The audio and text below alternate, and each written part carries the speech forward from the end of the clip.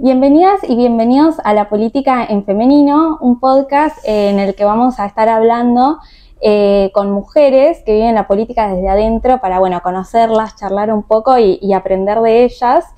En esta oportunidad tenemos el honor de presentar acá a Carla Carrizo, diputada nacional, que vamos a estar charlando un poco sobre su trayectoria, su camino en la política y principalmente respecto a lo que significa ser mujer en un lugar de poder y en un lugar de toma de decisión. Así que Carla, muchísimas gracias por recibirnos. Para nosotras que somos, estudiantes y graduadas de Ciencia Política de la UBA, al igual que, nuestra comunidad, que son también personas que están estudiando y empezando su camino y su trayectoria en la política y en las instituciones, es para nosotros súper valioso escuchar un poco de tu mirada y por eso queremos empezar preguntándote como la parte un poco más personal del inicio de tu carrera y de tu trayectoria. No sé si nos podés contar un poco cómo fue que decidiste involucrarte y también un poco qué significó al principio ser mujer y además ser una mujer joven que estaba entrando en este mundo. Bueno, primero agradecerles, me encanta este espacio, necesitamos encontrarnos de nuevo porque todo el tema de las mujeres en la política tuvimos mucha vida pública, nuestro debate ocurría en las plazas, ¿no? Como que nos animamos súbitamente, impregnamos todo el espacio público, logramos muchísimas cosas y ahora es como que estamos ordenando todo lo que nos pasó. Así que me parece muy bueno tenerlo, esta charla junta, además son politólogas, como que estamos en familia ampliada.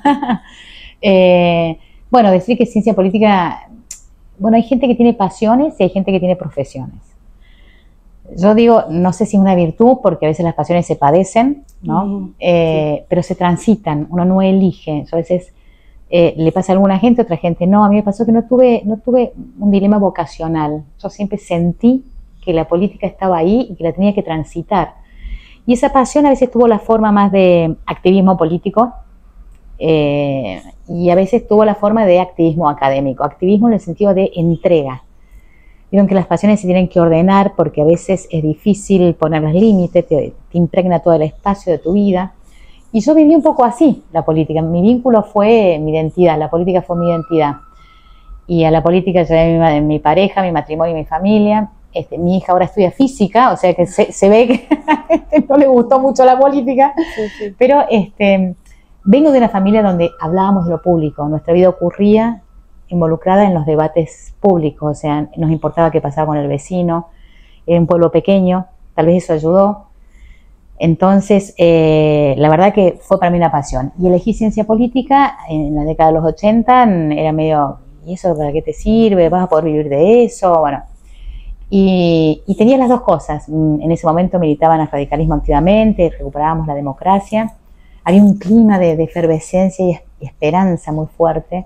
Así que hacer política te daba prestigio y como era como swing, estaba piola. Hacíamos muchos amigos, teníamos mucha vida pública y había mucha expectativa. Pero me gustó la vida académica, así que transité la UBA, amé esa facultad, me recibí en El Salvador porque la UBA no existía en ciencia política. Nosotros somos del Centro de Estudiantes Revoltoso del Salvador, que fuimos a hablar un poquito, en ese momento estaba Luis Tonelli, y fuimos a hablar a la Secretaría de Universidad para que crearan la carrera en Ciencia Política en la UBA, porque no había en la estatal. Así que los que nos recibimos fuimos los primeros profesores y ustedes fueron las primeras víctimas nuestras, digamos, pero fue un clima intelectual muy interesante. Yo tenía muchas profesoras y profesores a quien quería parecerme y ser. Y la política fue la academia, el saber, un recurso para disputar lugar político dentro de mi partido. Así que sí, estudiar marca una diferencia, saber marca un plus. Y ese fue mi recurso para posicionarme en el ámbito partidario, la militancia. Pero saber decir y acompañar y poder construir desde un saber técnico, eso fue importante, es importante. Claro, sí, coincido completamente con vos. Así que estudiar sirve. Ay, sí, y me encanta lo que decís de, claro, ese momento con la vuelta a la democracia, ese aire que se respiraba y todo lo que significaba involucrarse. Y justo, relacionado a algo que recién comentaste, queríamos saber si tenés alguna referente mujer que fue en aquel momento tu inspiración, digamos, cuando empezaste a militar, y también si tenés, bueno, algún recuerdo de esos primeros días de militancia o de la primera vez que te afiliaste, o digamos un poco de eso. Bueno, a nosotros las mujeres radicales, el radicalismo es un partido que es distinto al peronismo. Por eso digo, el peronismo tiene una sociología de las mujeres en el poder, digamos, ¿no? Evita fue muy disruptiva y entonces no le pidió permiso a nadie, directamente ejerció el poder, y eso marca la sociología, digamos, de la competencia política. A nosotros tuvimos perfiles más, diría, digamos, en el peronismo hubo como un feminismo práctico, en el radicalismo hubo, y en el socialismo hubo más un feminismo más académico, más de, porque eran partidos, digamos, no tan masivos, por ahí no tan disruptivos, en la época en que yo empecé a formarme. Pero bueno, Florentina Gómez Miranda era de la capital, yo me miraba en ella, una maestra, es decir, tenía que ver con el saber también, o sea, ¿qué miraba en Florentina? Por supuesto, las que conocí, Alicia Moro de Justo, todo eso, las leíamos. Evita para mí fue también una historia que no conocí, digamos que la leí, la vi, pero Florentina fue, sobre todo en Capital, me encantaba que ella tenía la simplicidad de plantear cosas tremendas, porque Florentina era una persona, cuando la conocí, que tenía ya sus canas, maestra rural, pero ella hablaba de la legalización del aborto en Argentina. Entonces era como una mujer fuerte, inteligente, decía cosas muy, muy fuertes, muy disruptivas, no digo, y con vehemencia, pero sin agresión.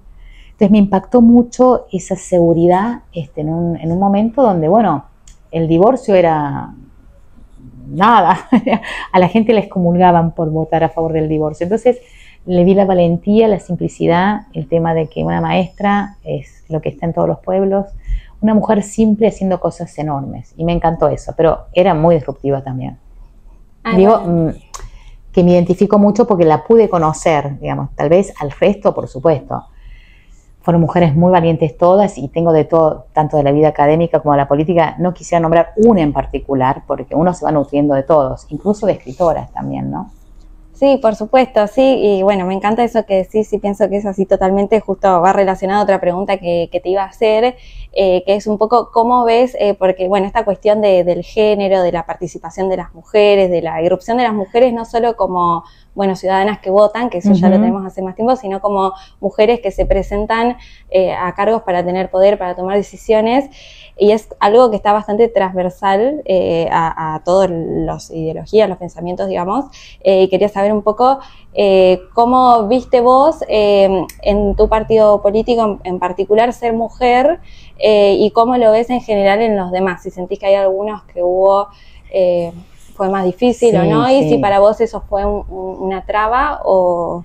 Sí, creo que hay esto, digamos, en el peronismo hay una tradición, te hablo de un partido grande, que tuvo mujeres muy fuertes. De hecho, bueno, Evita, pero Cristina, yo hablo de mi hija que ahora tiene 19, eso prácticamente 12 años de su escuela con Cristina, y yo me acuerdo que veíamos las cadenas nacionales que era Cristina, y nos sentaban, yo obviamente como opositora para criticar, y hacía vida académica, yo era investigadora con ISAT, todo, ellos se sentados para criticar a Cristina, y ella la miraba así, me miraba y me decía, es re linda Cristina. Y yo, digamos, y para ella el poder era femenino, era el atril y una mujer hablando de poder. Y eso está muy bueno, o sea, pero porque ella viene de una tradición de mujeres fuertes en política, el peronismo. En los partidos nuevos también tienen los partidos nuevos, que yo, no sé, el PRO, por decirte, bueno, porque buscan gente que mira, entonces las mujeres son más fáciles. En los partidos de larga data como radicalismo, nosotros tenemos 100 y pico de años, el poder es una competencia, y las mujeres nos costó, todavía nos falta una presidenta en el Comité Nacional, por ejemplo, ¿no? O sea que las mujeres en el radicalismo, las que han sido líderes, se han ido, no sé, Lilita, Margarita, o sea que nos cuesta a las mujeres, digamos, tenemos personalidades muy fuertes, pero nos cuesta todavía tener acción colectiva para liderar procesos políticos sin que los varones nos estén ahí un poquito como, nos abren puertas pero no nos dan la silla. Así que creo que esa es una sociología, es más juntos que nos faltarían, estamos esperando, ojalá que salga de franja morada, vamos a ver dónde sale, pero creo que el día que sea liderado por una mujer al radicalismo va a ser un paso fuerte para la sociología del partido. Perfecto, bueno, y yendo un poco más a tu experiencia y tu cargo actual, digamos, queríamos saber cómo integrás vos un poco esto de la perspectiva de género y todo esto que comentás con tu trabajo. Tanto, bueno, como ya muchos sabemos, proyectos de ley o leyes que vos defendiste o presentaste, y también cómo lo haces más internamente, digamos, con tu liderazgo, con personas que han pasado por tu despacho, por ejemplo, como nos comentabas, mujeres que has formado, bueno, un poco cómo lo integras. Bueno, las mujeres un poco, no es que al haber llegado a puestos de poder, es que estamos integradas todos, digamos, hay una brecha de género muy fuerte, todavía, viste, nos dan la palabra final, no hay, digamos, el presidente del bloque, siempre somos vice, está la idea de que la mujer acompaña y no lidera. Bueno, a pesar de haber tenido una presidenta tan fuerte como Cristina tanto tiempo en Argentina, en los ámbitos de poder, en el Congreso, recordamos, bueno, la primera presidenta de la Cámara fue Cecilia Moró, fíjate que viene de ahí. No sé si Cecilia, que viene del radicalismo, hubiese llegado a ese lugar desde el radicalismo, por la sociología del partido, ¿no? Digo, porque venimos mucho tiempo, entonces, y son reglas más fuertes en el radicalismo. El peronismo es más labio, digamos, la regulación es más competitiva, no está tan escrita, no solo la carta orgánica. Entonces tenemos una ritualidad del poder que hace que sea más difícil, digamos, encontrar liderazgos más disruptivos, digamos, ¿no? Pero aún los espacios de poder son muy conservadores en la Argentina con respecto a las mujeres, hay mucha violencia, formas de violencia, y entonces nos cuesta todavía, ¿no? Nos cuesta un poco. Así que todavía estamos en esto de lo que ella quiso decir, no me expliques, que yo hablo el mismo idioma, ¿no? Lo que ella quiso decir es que hay gestualidades y modalidades que uno lo sigue viviendo en sus casas, depende de las familias, digamos, ¿no? Y en los lugares de poder. O sea, no es que tener la paridad y haber avanzado nos permite transitar mejor el poder, pero no generalmente transitarlo con naturalidad. Todavía tenemos formas de violencia, exclusión, el nivel de la palabra, la credibilidad, o sea, siempre pensé que tenemos que explicar lo que son. El famoso síndrome, ¿cómo es? Hay un síndrome que no me acuerdo cómo se llama, pero esta idea de que todo el tiempo nos están insegurizando. No sé, vos por las dudas y no sé qué, si lo dice. Y eso vive porque son formas tácitas de violencia política, ¿no? Que explican, que te dan al final la palabra. Así que tener la ley de acceso al poder no te da la equidad. Somos distintos con los varones, somos distintos, pero tenemos el mismo derecho a ejercer y liderar el poder. Nos falta eso. Estamos adentro, pero nos falta un poquito de liderazgo. Tal cual, siento lo mismo y también siento que aunque no venga además de la parte externa que vos decís, esos micromachismos, esas situaciones, sí. También hay mucho interno también de cómo venimos tal vez desde nuestras casas como chipeadas en que nosotras no tenemos que pedir, nosotras no tenemos que detentar el poder, que siento que también hay un poco adentro de una, ¿no? Total, es como una especie de autoinhibición porque ahora estamos rompiendo esos paradigmas con los que nos formamos. Yo lo veo en las nuevas generaciones, digamos, ustedes tienen una frescura con los lugares de poder que nosotros, nuestra generación no. Nuestra generación estamos más educados a dar la mirada de los otros. Porque la mirada de los otros te paralizaba, digamos, ¿no? Entonces uno, esta especie de sobreadaptación a la expectativa ajena. Yo veo la generación de ustedes mucho más ensimismadas, ¿no? ¿Qué sienten? ¿Qué sienten? Se animan a decir primero, no qué pienso yo, qué siento, no estar tan disociadas. Nosotros estábamos como más disociadas, ¿no? No tanto lo que sentíamos, sino lo que miraban los demás. Entonces, la expectativa ajena. Entonces, yo creo que esta es una generación, y creo que los grandes debates que dimos nos ayudaron a charlar cosas en las casas y a quebrar nuestros propios inhibidores.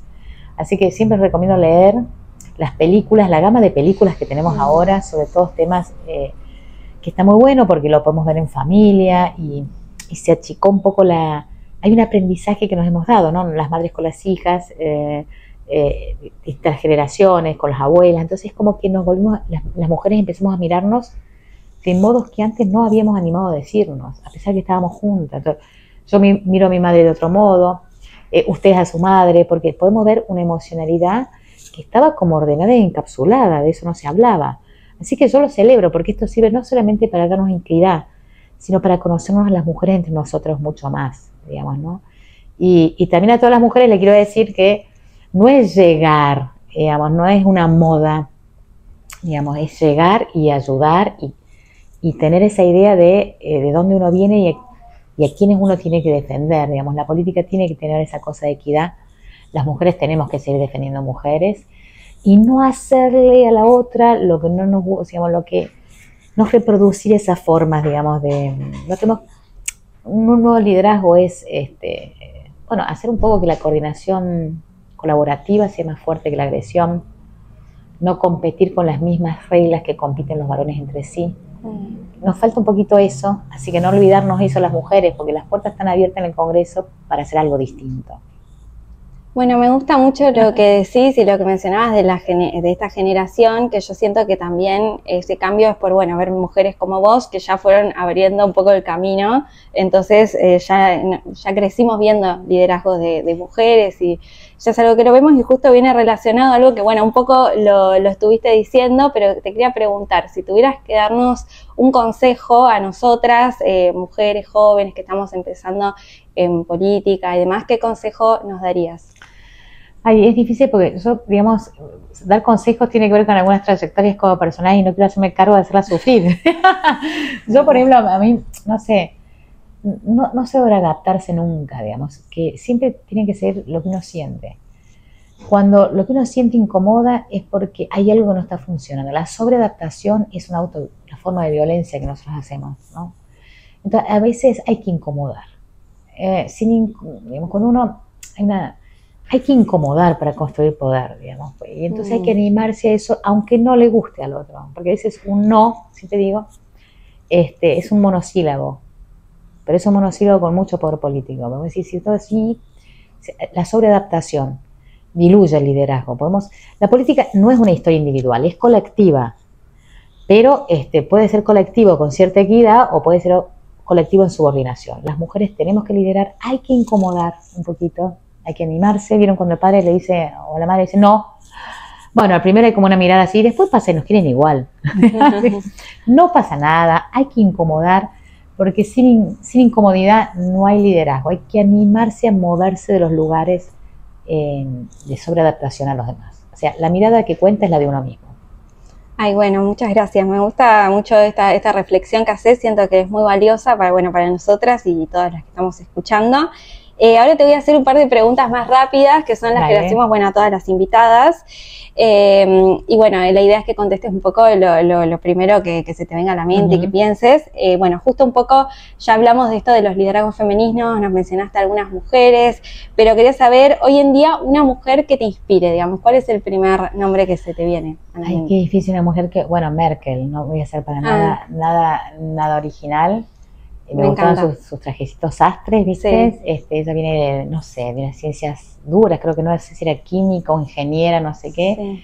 Así que le costó vencer todos esos prejuicios, ¿viste? O sea, no había estudiado ciencia política, pero estuvo liderando Alemania 20 años. Tal cual, sí, yo también la admiro muchísimo, pienso lo mismo, sí. Bueno, la siguiente pregunta, bueno, todos vamos a estar tomando nota porque nos sirve tu sugerencia. ¿Qué libro te marcó y nos recomendás? Ay, a mí me gusta mucho, hay tanto, bueno, pero hay uno que me encantó que es Marguerite Yourcenar, que es la historia de Adriano, que fue un emperador, ese me gustó, y Doris Lessing, Doris Lessing, Cuadernos Dorados, me encantó. Ay, Doris Lessing, ella léanla, sí, son mis dos, pero Doris Lessing es mejor porque la de mujeres también, es una historia interesante, tiene lindos libros. Ay, bueno, perfecto. No podría decirte uno de ella, porque me gustan todos los que escribió, pero es mi favorita. Ay, bueno, me encanta, la vamos a buscar. Después, ¿preferís el café o el té? Café toda la vida, pero hace mal. Sí, pero sí, también. Después, ¿tu primer recuerdo relacionado a la política? Ay, tal vez cuando eras chica, o bueno, como decías que se hablaba en tu casa. Sí, mi primer recuerdo fue... tengo uno en el patio de mi casa, me acuerdo, creo, no sé si es la muerte de Perón. Ah, mira, qué interesante. Era una siesta, me acuerdo, sí. Era la década del 70, yo habría tenido 11 años, y fue un hecho político que recuerdo, en mi pueblo, en la siesta, vino alguien que dijo con la radio, murió Perón, me acuerdo, todo el mundo se quedó así. Así que fue como un hecho que me impactó la mirada del resto, era un hecho políticamente importante. Yo tenía, ponele, 12 años. Claro. Me impactó la mirada, la situación. Claro, porque tal vez vos no entendías la magnitud, pero viste vi los sentimientos, claro, el impacto político. Mirá, qué interesante. Qué interesante ese recuerdo. Bueno, si vos pudieras viajar al pasado y ver a la Carla que recién empezaba en política, ¿qué consejo le darías? Digamos, ¿qué consejo te hubiera gustado escuchar al principio cuando empezabas a estudiar, bueno, política y a involucrarte? No te enojes tanto. Muy apasionada, soy muy apasionada y bueno, pero entonces a veces como que esta idea de las pasiones, pero a veces hay que pensar, respirar profundo, no enojarse tanto. Claro, o va por el lado de elegir más las batallas. Claro, elegir más las batallas, sí, porque uno entrega mucho, ¿viste? Pienso que eso tiene que ver también con el tema de género. Pero bueno, la intensidad también tiene que ver con el carácter, ¿viste? Y entonces a veces uno transita con el carácter que tiene y lo va moderando, ¿sí? Sí, perfecto. Y después, ¿con qué político o política, no tiene que ser de Argentina necesariamente, puede ser de cualquier lugar, te gustaría tomarte un café, por ejemplo? Obama, sin lugar a dudas, Obama me parece una persona que tiene un carisma, no sé, creo que me quedaría como así, como solo mirarlo y estar cerca ya estaría, digamos, porque me parece que tiene una cosa de carisma fuerte, ¿no? Me encanta. Bueno, ahora sí te hacemos la última pregunta, que además es una que tu respuesta nos va a servir a nosotras que estamos construyendo este espacio. Uy, qué responsabilidad. Así que te quería preguntar, ¿qué sería para vos hacer política en femenino? Abrazar. Creo que las mujeres abrazamos mucho, generar empatía. Comunicar mucho más emocionalmente. Creo que a la política le falta eso hoy, le falta comunicación emocional. Y cuando eso está, comunica mucho más que muchas palabras. Así que eso, la nueva generación comunique con más empatía y más emoción. Eso tiene que estar en la escena pública. Perfecto. Bueno, Carla, muchísimas gracias. Te quiero agradecer por hacerte el espacio y el tiempo de recibirnos acá y contestarnos tan bien las preguntas, digamos, todos los consejos. Tomamos nota de todo. Bueno, buenísimo. Las felicito mucho por el programa y el espacio y a la universidad, obviamente. Ay, bueno. Siempre es un buen lugar para estar, así que, salvo los cafés que a veces tenemos que elegir cuáles eran, no siempre, bueno, están esos cafés como muy fuertes, muy calientes, pero bueno, la facultad es, bueno, las felicito por estar ahí. Ay, bueno, muchas gracias y bueno, quiero invitar a nuestros oyentes y a los que nos están viendo a seguir el podcast y también a seguirnos en las redes, que estamos como Degenerando CP, así que bueno, muchísimas gracias. Bueno, las veo en las redes, ahí, las sigo el programa. Perfecto, gracias.